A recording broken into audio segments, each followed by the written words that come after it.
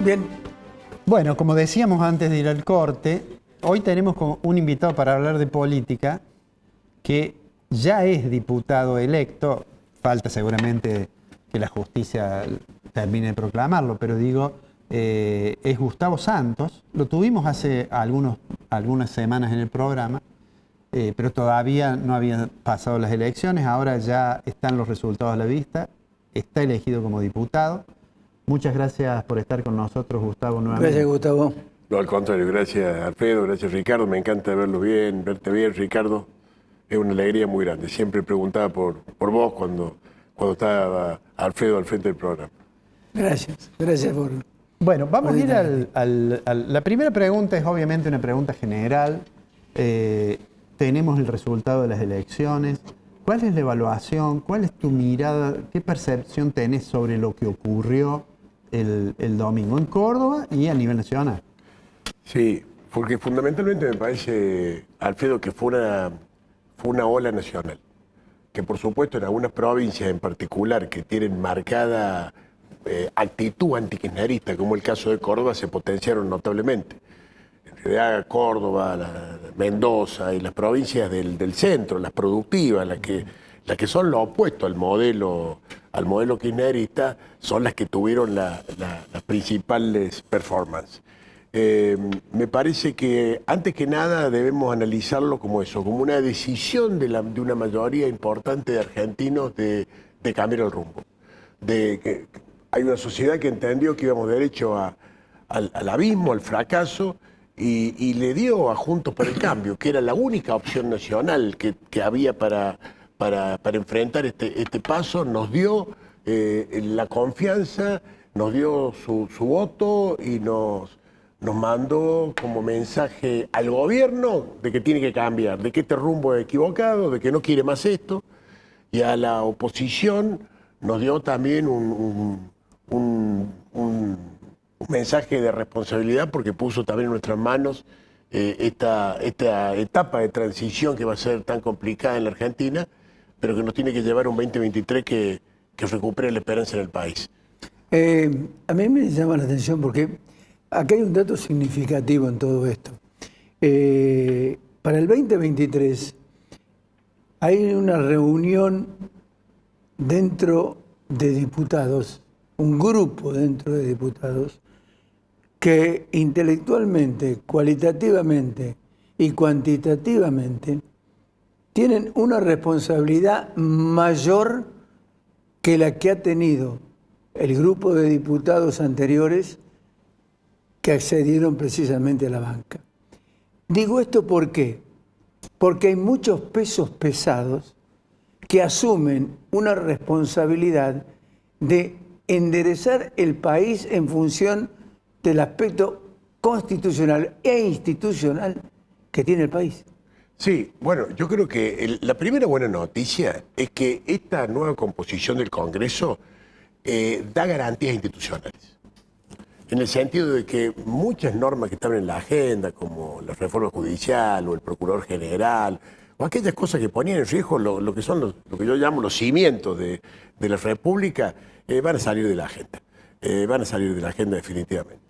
Esto es un signo de tranquilidad.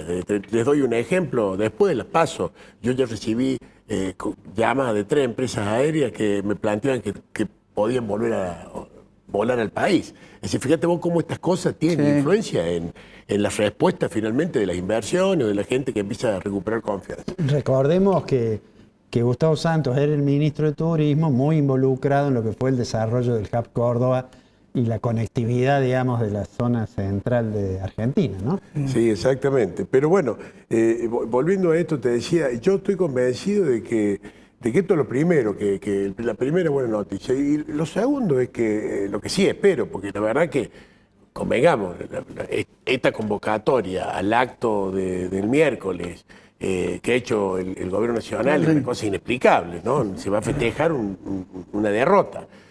Las cosas son como son, los triunfos son triunfos, las derrotas son derrotas, ha habido un triunfo contundente junto por el cambio en toda la Argentina, y convocar esta marcha no tiene mucho sentido, que a lo mejor no sea algún posicionamiento o reposicionamiento interno. No veo otra cosa, pero tampoco lo veo demasiado oportuno en este momento de la sociedad argentina. Habrá que ver ahora, sí, estoy convencido con vos, Ricardo, que el Congreso ha dado un salto de calidad también en sus componentes. Ha entrado mucha gente con mucha experiencia política. Así es. Un grupo grande, pensá que gente muchos que hemos tenido experiencia en el gabinete. Del gabinete de Mauricio entramos 4. Entra Finocchiaro, Lombardi, Rogelio Frigerio y yo. Pero además entra María Eugenia, además entra Santilli, además entra Tetaz, además entra Manes, además entra López Murphy. Es decir, hay un número importante, seguramente me estoy olvidando de alguna gente también muy meritoria que está entrando en esta nueva legislatura. El Congreso va a pasar a tener un rol relevante, porque si hay voluntad de acuerdos, si estos planteos que se dijeron que iban a convocar a la oposición y todo esto, y no son un verso, no son una cosa así para la tribuna, y son serios, eso se tiene que dar en el Congreso. El ámbito natural para acordar cosas es el Congreso de la Nación, y yo espero que el gobierno actúe con responsabilidad, entienda la situación en que está la Argentina, que está al límite, que está al borde de la inviabilidad, y que si queremos encontrarle un rumbo a nuestro país, tenemos que concertar y acordar cosas, y el ámbito de ese acuerdo del Congreso de la Nación. Usaste una palabra al comenzar que ha generado algún ruido, porque lo usó Macri, que dijo, bueno, vamos a tratar de que sea una transición ordenada, y eso generó muchas críticas porque, digamos, se veía como una afirmación diciendo, bueno, nos hacemos cargo en el 2023. ¿Hacia el interior de Juntos por el Cambio ha generado ese tipo de ruidos? No, mira Alfredo, yo estoy convencido de que la Argentina va a un cambio definitivo en el 2023. Creo que finalmente esta transición del gobierno de los Fernández es el fin del populismo en la Argentina. Creo que la sociedad, incluso la menos favorecida desde el punto de vista económico, está entrando en un proceso de crisis. Me tocó en mis recorridos, ¿viste? Estar en Villa, estar con sectores de bajísimos ingresos, sectores muy pobres, y la gente ya no quiere más planes. Ese plan, el plan de los planes, fracasó. La gente misma está pidiendo trabajo, está pidiendo educación. Los más pobres, Alfredo, los más pobres están pidiendo educación, están pidiendo trabajo, se dan cuenta que los planes los cristalizan en la pobreza, que no les dan por oportunidades. Hay toda una transformación cultural que se está dando. Indudablemente este populismo sin plata está teniendo las consecuencias que uno esperaba que tenía que tener. ¿Quién pensás que va a liderar ese proceso, digamos? ¿Quién va a ser candidato de Juntos por el Cambio?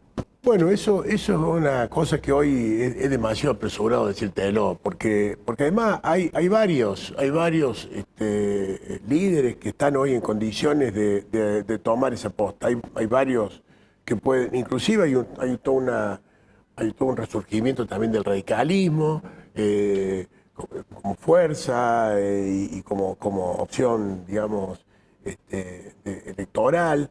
Con lo cual tampoco se sabe si seguramente habrá pasos. No tengo duda que nosotros vamos a definir candidaturas en la paso, ¿no? Eso no tengo ninguna duda, porque va a haber más de un competidor, y esto me parece que es saludable también que se haga a través de los pasos. Y bueno, hay varios nombres en juego, ¿no?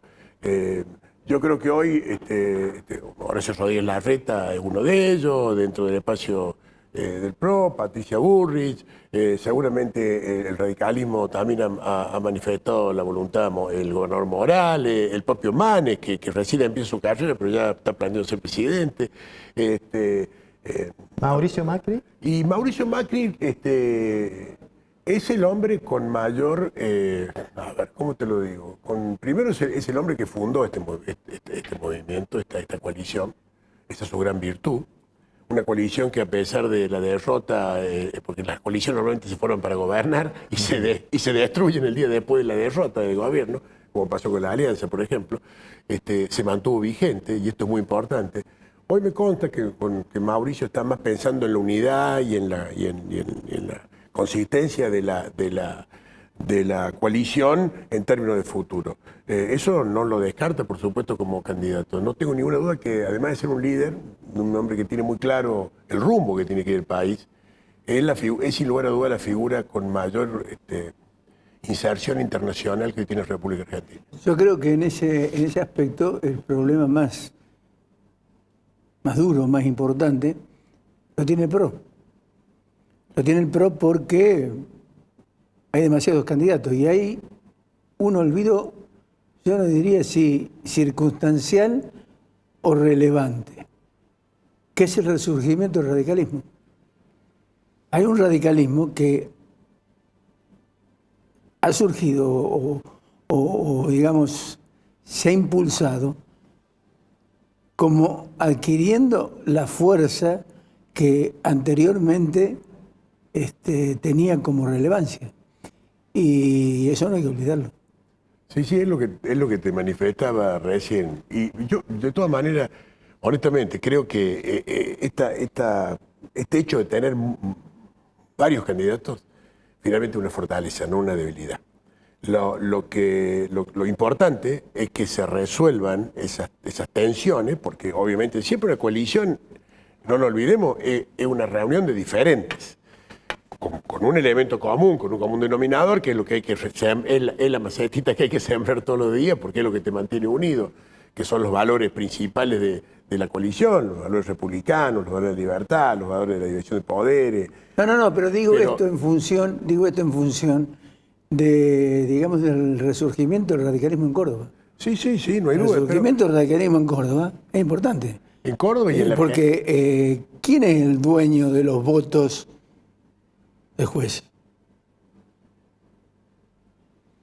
¿Quién es el dueño de los votos? No tengo la menor idea. Yo creo que no. Yo creo que o es una sociedad desencantada. Sí, yo creo que hoy fundamentalmente el voto es un voto antikirchnerista, antes que nada.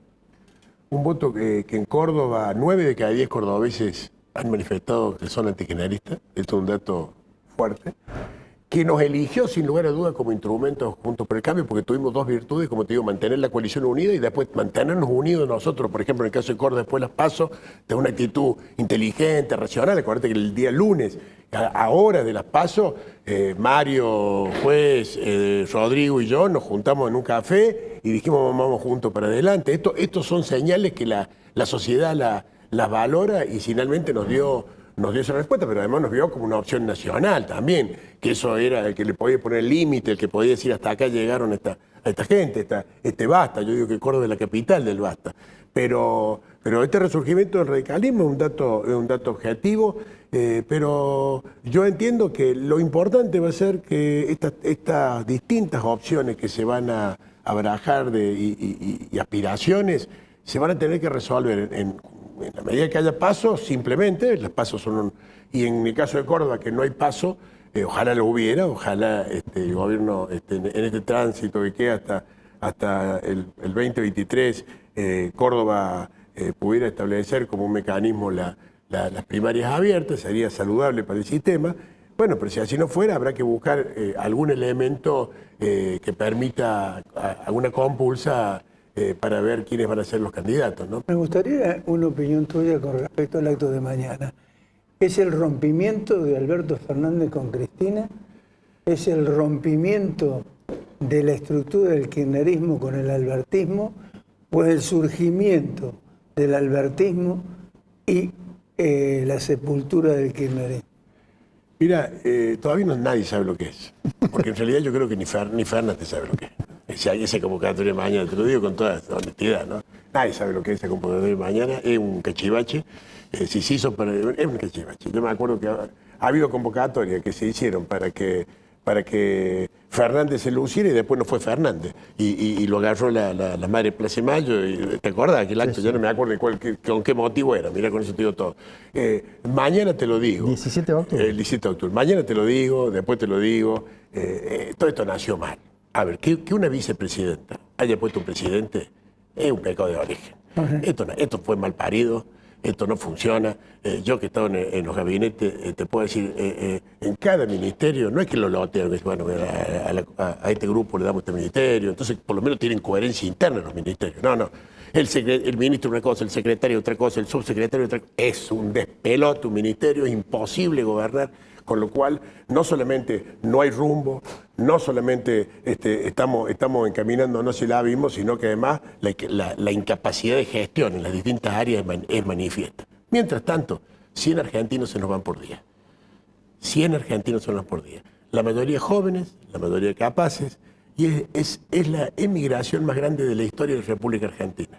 En un año se han ido más argentinos, en un año se han ido más argentinos que en cualquier periodo anterior, incluido el 2001-2003, que fue un año durísimo para el país. Esto hay que parar esta sangría con un torniquete, y eso es un proyecto de país esperanzador para el futuro. Milei y Esper. Milei y Esper sobre todo, Milei es la manifestación política de la antipolítica. La manifestación política de esa bronca de la sociedad hastiada en una política que ha sido muchas veces endogámica y que no ha sido una respuesta de la sociedad para solucionar sus problemas.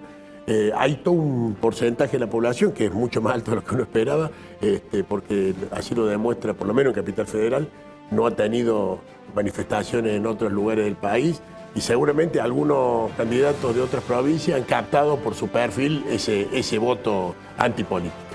Gustavo, muchas gracias. No, a ustedes, gracias, y siempre a disposición. Y me encanta verlo bien, y verte muy bien. Vamos para adelante, me encanta esa sonrisa, vamos. Gracias, muchas gracias.